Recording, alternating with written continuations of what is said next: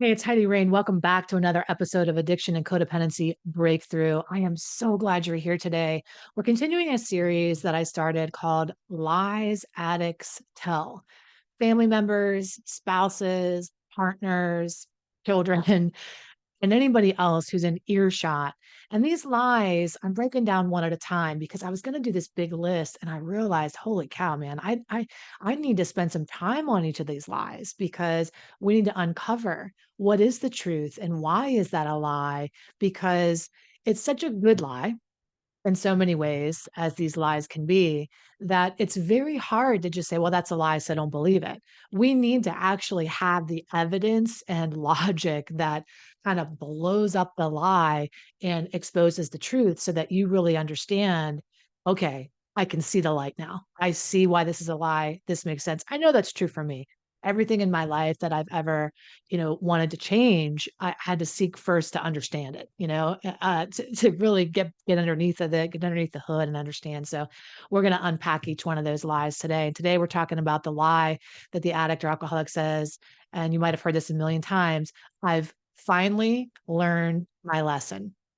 So why is that a lie? We're going to get into it and talk about it. So if you're new here, I do want to say welcome home. I'm so glad you found me.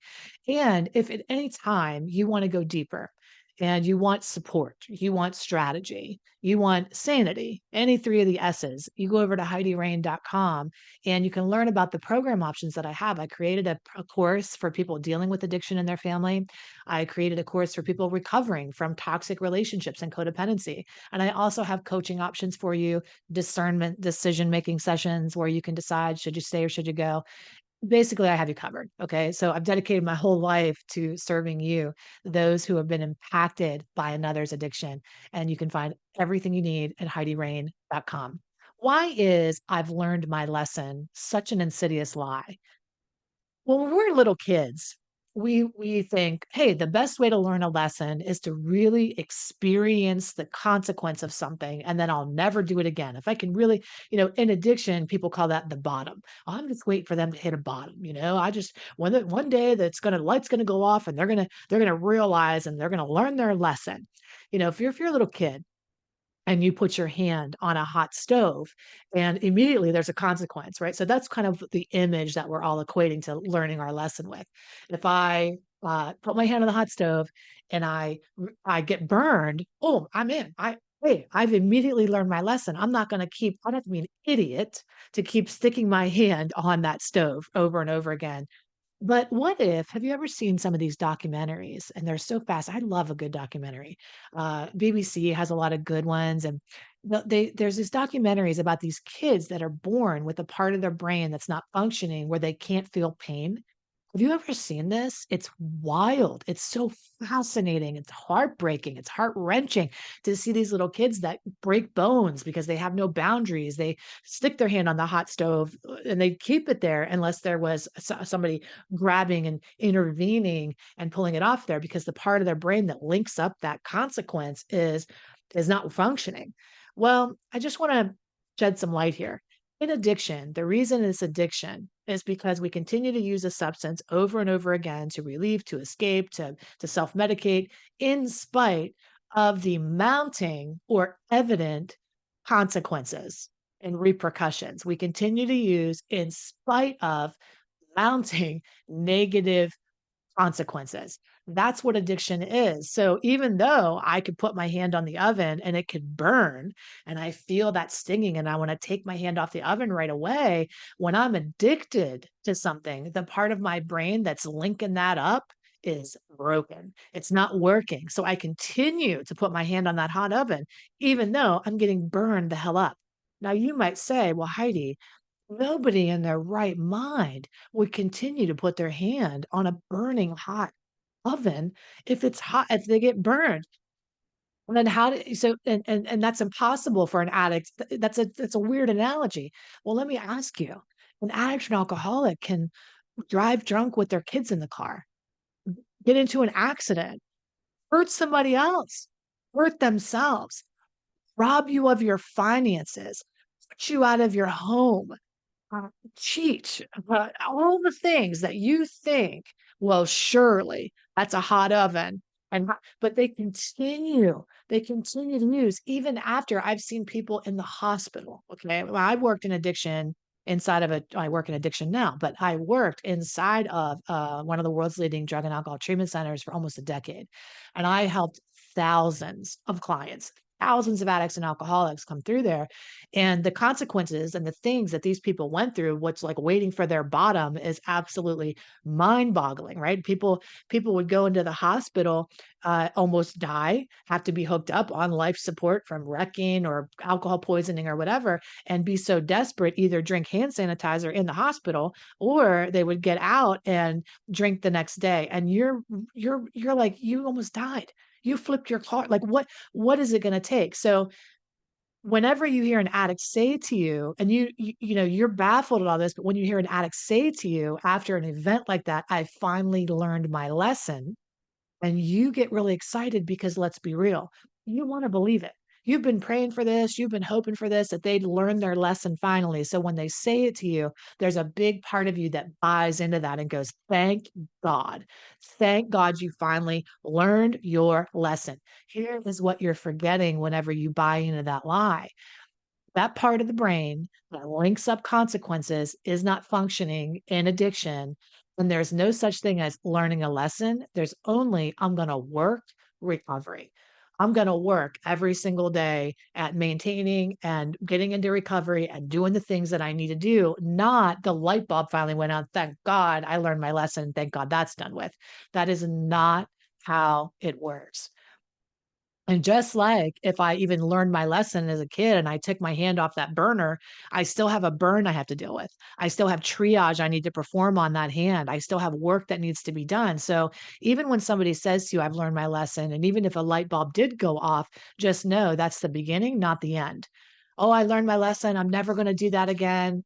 That's a lie. I'm never going to drink again is a lie that we want to believe. Now they believe it in the moment they're saying to you. I don't think that they're being malicious. I think it's benevolent. I think they believe what they're saying to you. They hit that bottom, but addiction is a bottomless pit. It doesn't care how low it needs to go. It's not interested in, oh, well, you flipped your car this time.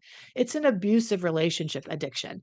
With you as the person who's in the relationship with an addict, it's an abusive relationship, and the person who's addicted is in an abusive relationship. So think about that, an abusive relationship. Somebody hurts somebody else and says, "Oh my God, I've learned my lesson. I'm never going to do that again.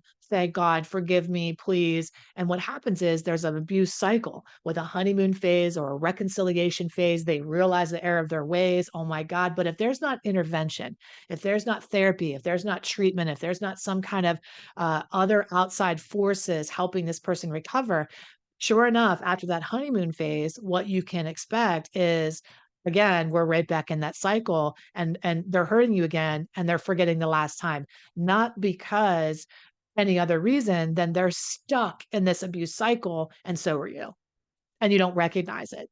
When somebody says to you, "I've learned my lesson, I'm never gonna do that again," please understand that's a stop. That's an interesting thing to say. I'm glad to hear that, but it's a now what? It's never the end, it's always the beginning. I've learned my lesson. Well, that sounds really great. Now what? What are you gonna do? Are you going into a 30-day treatment, a 90-day treatment? Are you going what are you gonna do? And we have so many videos here. I have a whole playlist for you that we can link at the end of this. I'll put it here, a playlist on addiction in the family. But just understand that there, you know, the bottom isn't a real thing. Addiction doesn't have a bottom. We just need to get out of it. The abuse cycle doesn't have an end. It's a cycle for a reason, and we're cycle breakers. And the only way that we break the cycle is if we stop believing the lies. I've learned my lesson. Thank God that's over. It's never going to happen again. Instead of saying, okay, I know this is part of this abuse cycle lie. What needs to happen to break this cycle is something very different needs to come in, an interruption in this cycle pattern, which means intervention is I'm going to go get the help. I'm going to go to treatment. I'm going to do what I need to do to put my feet behind my words. Addiction, one of the biggest things that you can remember, and this is across the board for anything that an addict or alcoholic or somebody narcissistic or abusive says to you, is watch what they say, watch what they do, not listen to what they say.